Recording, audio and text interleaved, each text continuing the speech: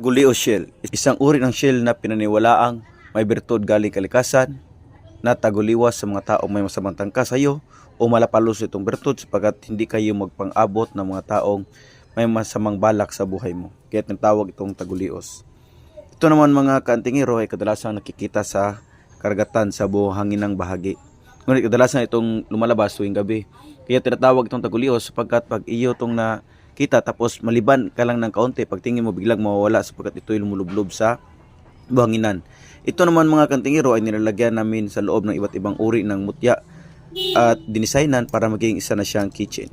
Ito ang tinatawag naming tagulios kitchen. Pinaniwalaang malapalos itong bertud na hindi kayo magpang-abot ng mga tao may masamang tangka sa buhay mo. Ito ay kadalasang gamit ng ating mga kasamahan o kantingirong mga subanin. Kung inyo pong mapansin, meron po silang ganitong uri ng shell na ginagamit, taguli.